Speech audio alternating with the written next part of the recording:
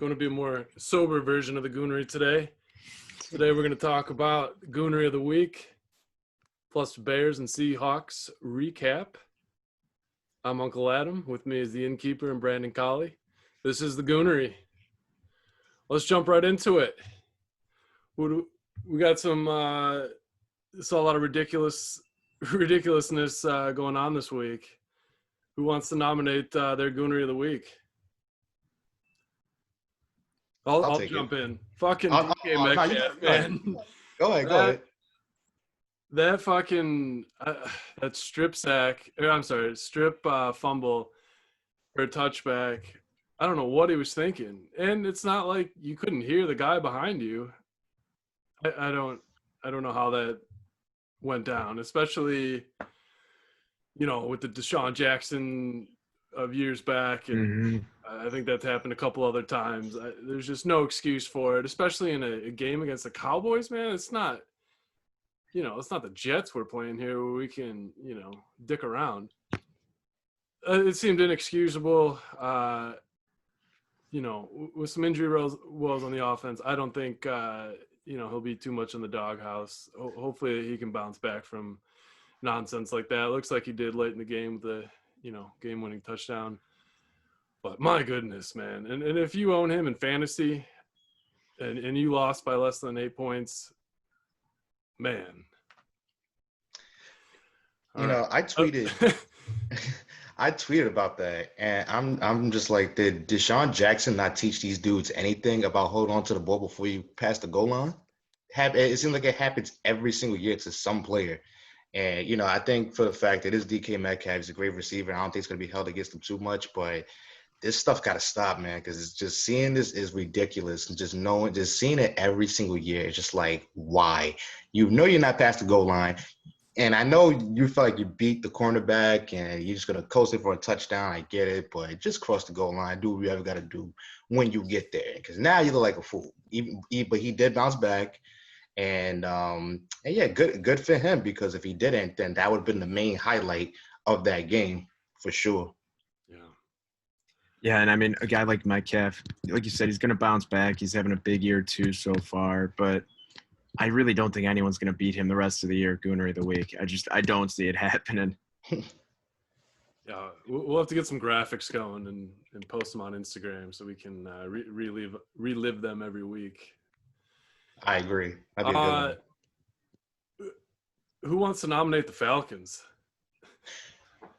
Right here. Because, I was going to go to Tony Pollard, but I had to think, combined with the Falcons blowing the lead again, and I don't know, does Dan Quinn have pictures of somebody of why he still has a job right now?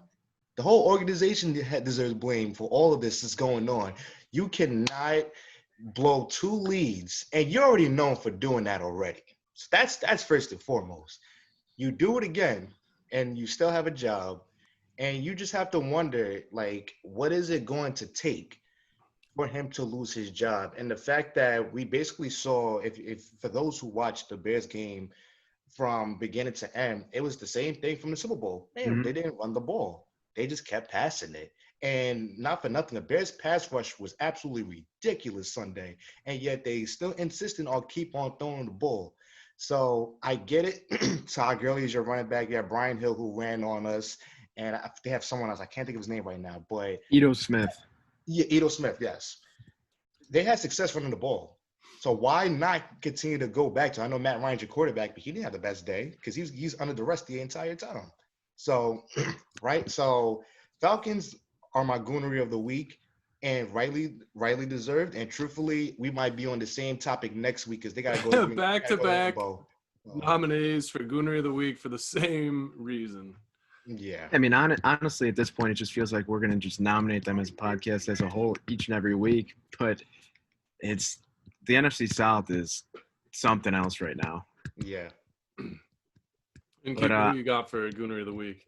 So I have someone else from the NFC South, and it's Sean Payton, head coach of the New Orleans Saints.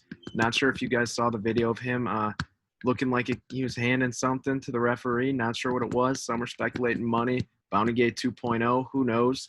But in reality, why I'm actually nominating him is the fact that he can't get through his thick skull that Taysom Hill is not a gadget player. Taysom Hill is an athlete who can play quarterback, but he's getting the ball on 4th and 1 over a guy like Alvin Kamara. I don't understand the logic there whatsoever. Kamara's the most explosive player in all of football right now for my money. Outside the tackles. Mm-hmm. I mean, but just I don't understand why Taysom Hill is being used as frequently as he is. And I know, Brandon, I saw you retweet something on Sunday after Foles came in and replaced Trubisky about the Bears potentially using Mitch in a role like that. Mm-hmm. I wouldn't hate it, but not at the frequency they're using Taysom Hill in New Orleans. 100% agree, because when something like this happens for about a couple of years now, there's going to be a book out on the gadget plays that they're going to put in. And it's not like Taysom Hill is some like crazy athlete like Jabril Peppers at Michigan where you can game plan against it and he still do what he does. Taysom Hill is pretty pedestrian. And the fact that he was given an extension, that's probably why his behind was on the field doing things he shouldn't be doing. So I was, because I have a friend that just genuinely dislikes Taysom Hill, but now I understand it, because like it has nothing to do with him, the person, but just the things they have him doing is just like, come on, like that's not your life. Yeah, Sean Payton loves himself some Taysom Hill. It's ridiculous. I don't know. Real quick, is there a little QB controversy down in NOLA?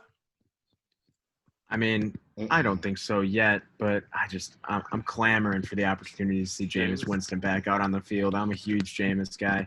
Still with hope. I'll still say it again. I kind of wish he was in Chicago this year, but I think next year with Breeze signing that television contract to move into a broadcaster role, a studio role, I'm not exactly sure which one it is.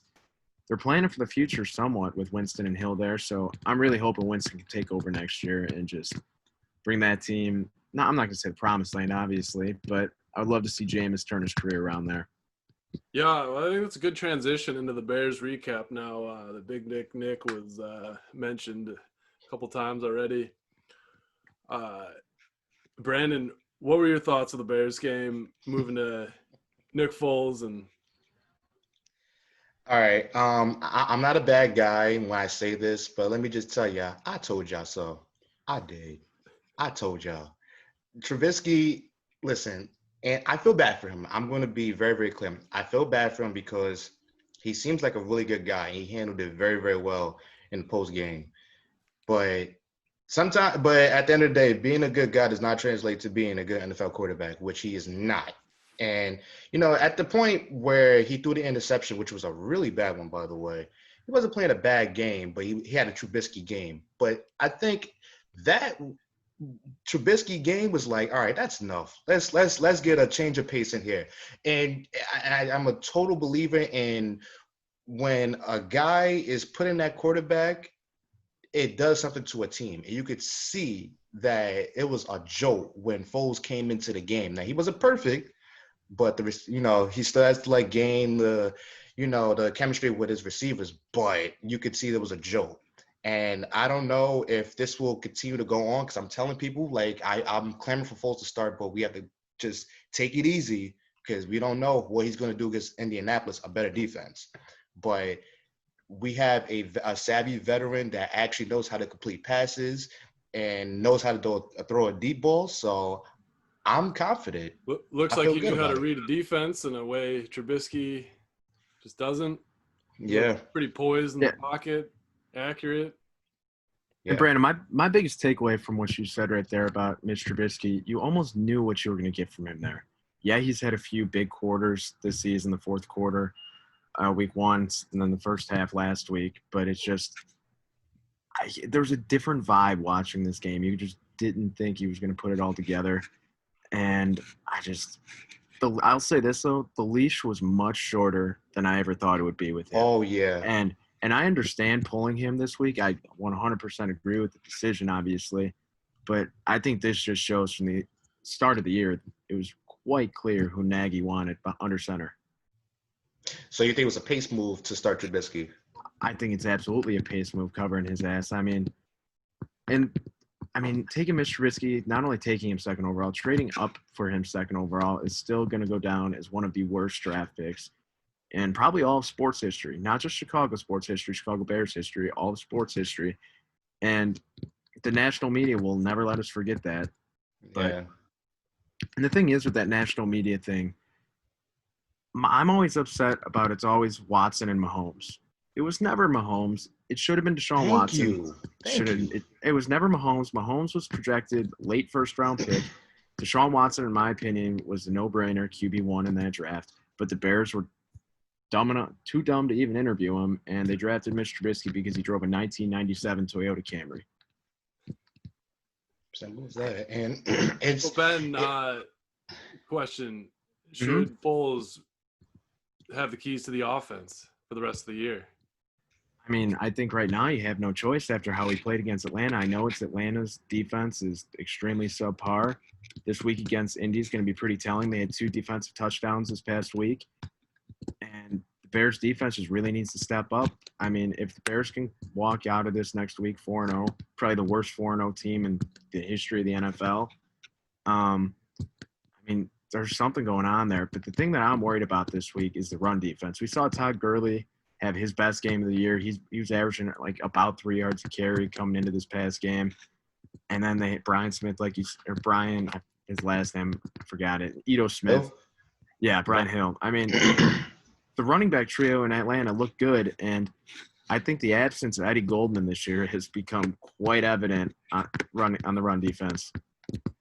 Yeah. 100%. One more question for you guys. Should Tribbs, he led the Bears in rushing this week, and we were talking about Taysom Hill. Should he have a similar role moving forward? With the absence of Tariq Cohen now tearing his ACL, it's going to be interesting to see if they feature Trubisky at all. But in my opinion, I think we're just going to see a lot more Cordero Patterson, in all honesty. Whether it's running the ball between the tackles, screen passes out of the backfield, quick swing passes, I think we're going to see a heavy dose of Patterson this week. And it'll be interesting to see how he handles his bigger role. Yeah, I think I agree with you, but I also wouldn't I think we're going to see a lot of Artavis Pierce and Ryan Nall too. And I think Artavis Pierce brings more of the speed dynamic that Cohen brought, so I expect him to see him more than Nall per se. But I don't have a problem with seeing Patterson more because I think every Bears fan can see that every time he's on the field, he's just a weapon, no matter what he's doing. Mm-hmm.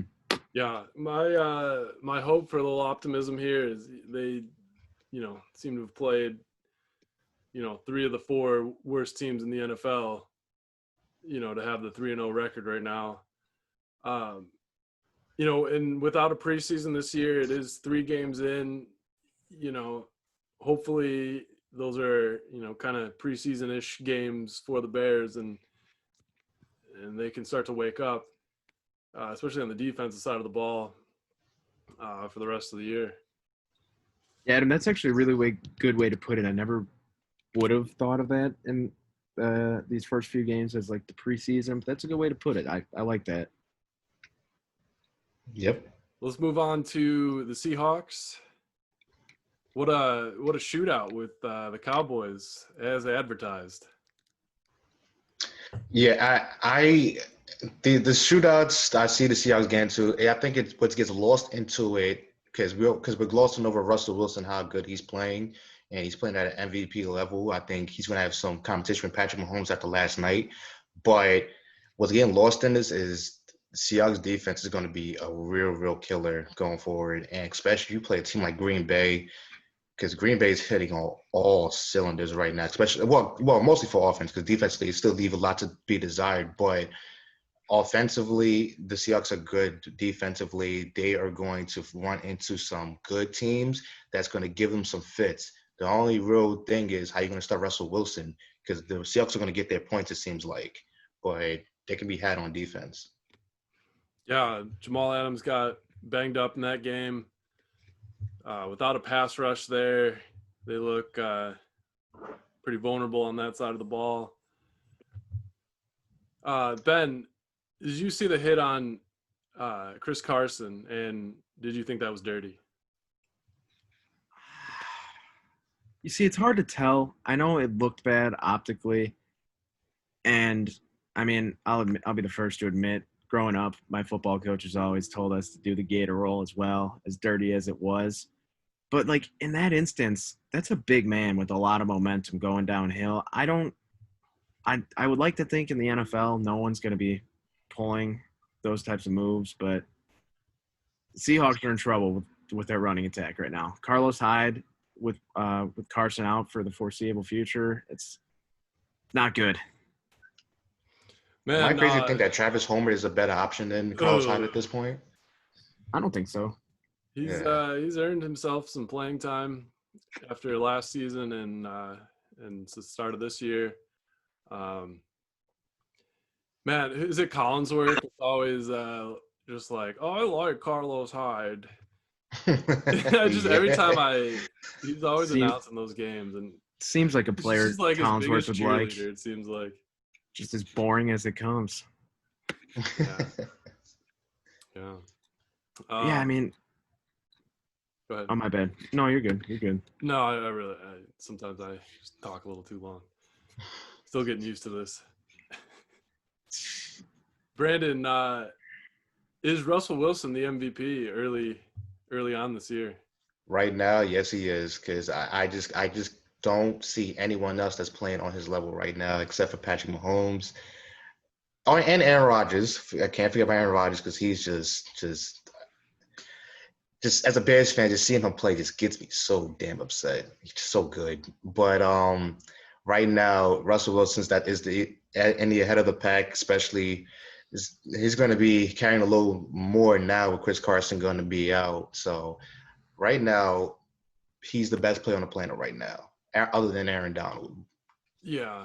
I saw a stat about Russ on Twitter today. It was if Russell Wilson's next 46 passes were to be 46 interceptions in a row, he would still have a higher passer rating than Carson Wentz this year. So, I mean, it shows you how dominant. Tangent. I do enjoy seeing the Eagles completely fall apart this year and having Nick Foles as the Bears' potential saving grace this year. Carson Wentz might get put through hell this week for San Francisco because, I mean, they couldn't even muster a good amount of offense against Cincinnati. So just imagine, because, I mean, I know San Francisco played the Giants last week, and the Giants are a cesspool right now. But 49ers are still well coached on defense. They still have some guys. Carson Wentz, I think he's one bad performance away from Eagles fans saying we want Jalen Hurts. I think that'll be the wrong move, but that's just how fans are. If the quarterback's not performing, they're just gonna want to see a change. I think all three of us would know that better than anybody. I'm pumped to see Jalen Hurts too playing the NFL. He was explosive at Oklahoma. Oh yeah.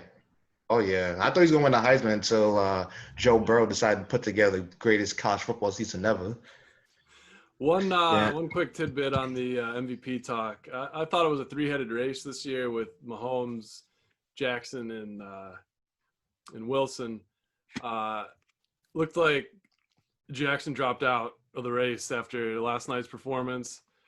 I think it comes down to Mahomes and Russ, but I mean, what Russ does for that team, that might give him the edge right now.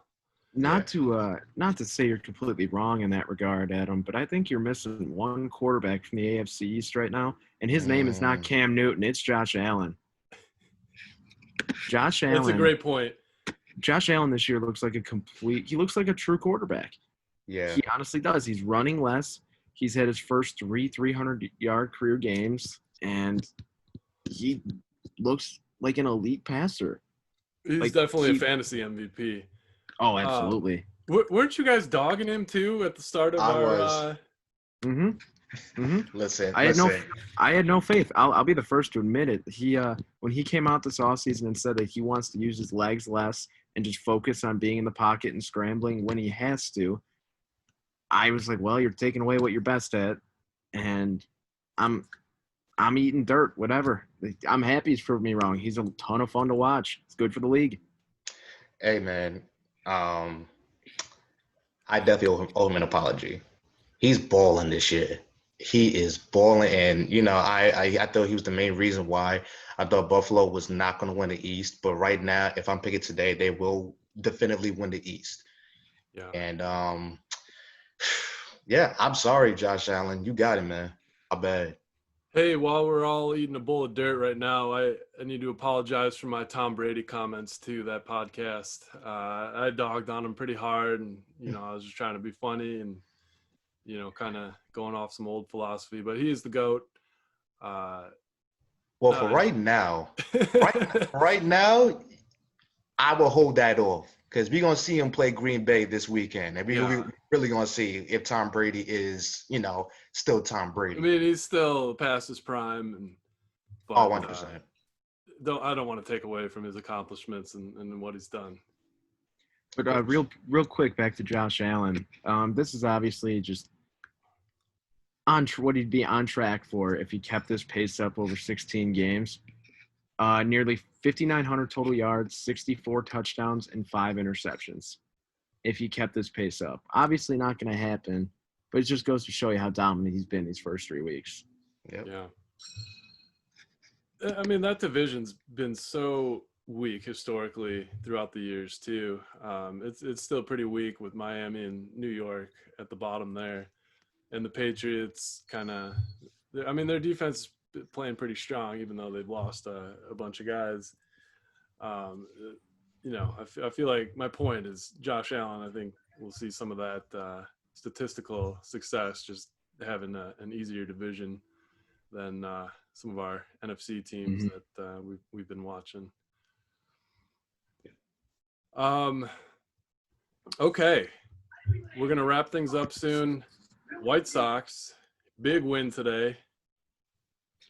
Oh yeah, it for anyone who is doubting Lucas Giolito and his ability to be a top of the line rotation guy, an ace, that he can't put it together in big games, you can just go fuck right off. Perfect through 7. Perfect through 7 today. Obviously, that did not throw a perfect game. ESPN just jinxing it the entire time. But this team lives and dies by the home run. We've seen it all year. And they did it again today, 4-1. Can't complain. Dallas Keuchel on the mound tomorrow. It's looking up for the White Sox after how the last week of the season went, losing 7 of 8. It wasn't good. I was very nervous, but I mean, the A's, you think there would be someone in their analytics department that goes, oh, maybe it's not a good idea to throw a lefty starter against this team. They went 14-0 in the regular season. You would think maybe we throw a righty, reshuffle the rotation a little bit, but hey, not complaining. Yeah, they look good. Point. They look ready to roll. Chicago baseball, very exciting right now. I think there was a stat that was the first time since 2008 that both Chicago teams have been in the playoffs. And I thought I saw some ridiculous stat too that it's only happened like a handful of times in the last century. I believe it. Yeah. I'm rooting for the White Sox personally because I want y'all to take back Chicago already. We'll see. A lot of solid teams gunning for it right now. Yeah, I mean, Brandon, how do you feel about your Cardinals drawing the Padres? If I'm being really honest, because I think y'all remember how I was dogging them, saying they don't deserve to be in the playoffs, and that next thing you know, I'm tweeting, "Oh, we're in." Okay, but, I'm a fan. If they make it to the playoffs, I'm obviously going to be happy. And I think this is like that series where Devil Magic is going to pop up for us. I think we'll win in 3 games, but I think we played LA next, and it's been a good ride. Dodgers undoubtedly the best team in all baseball. So yeah, but if there's any team that can take them down because they underachieve, it will be us, 100%. Historically speaking, you're not wrong. And if we just want to talk about real quick, I have to throw this jab. Talk about underperforming teams in the playoffs. Historically speaking, Minnesota Twins, 17 straight playoff losses. frauds. Tired of seeing them in playoffs. This is ridiculous. 17 straight losses is just that's embarrassing. That is so embarrassing. If I'm a Twins fan, I'm just like, what's the point at this point? Like, I don't want to make the playoffs anymore. That's just gonna break my heart every time. Yeah. Oh yeah. Got a great matchup tonight though with the Indians and Yankees. Cole and Bieber. Can't wait to watch that. Oh yeah. Couple things to cram in. Stanley Cup winners Tampa Bay Lightning last night. It's about time. Yeah, good for them. It's a solid squad. Yeah, no, I mean, I'm honestly not the biggest hockey guy. I'll watch Yeah. the Hawks, but I don't know. I feel like Tampa's been floating around there for ages, and don't know anyone who ever hates on the Lightning. So Yeah, it's nice for them nice for that city to win something. what a sports town right now. Yeah, honestly, I mean, the Rays are probably the most underrated team in all of baseball. Yeah, they're as the 1 seed. Yeah, Which is One insane. seed. But they're good, man. They're really, really good. Stanley Cup champions.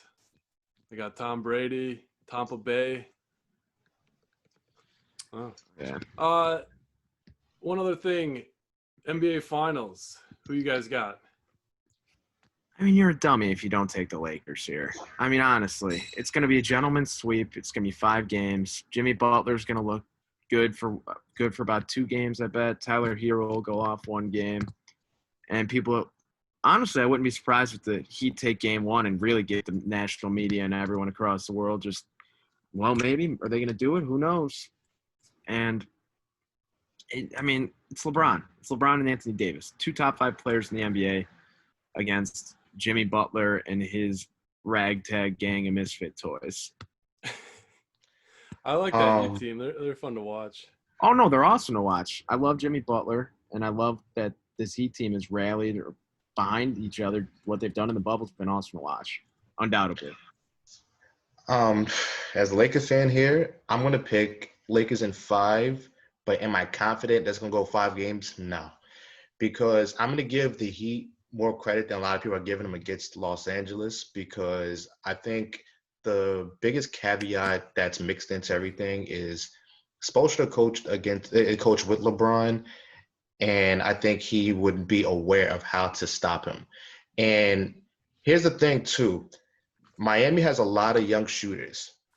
And I think the biggest thing that would play a factor is that they're not going to LA, they're not going to Miami. They're staying in one spot, which means that there's a familiarity with their spots on the floor, and they're not performing in a hostile environment.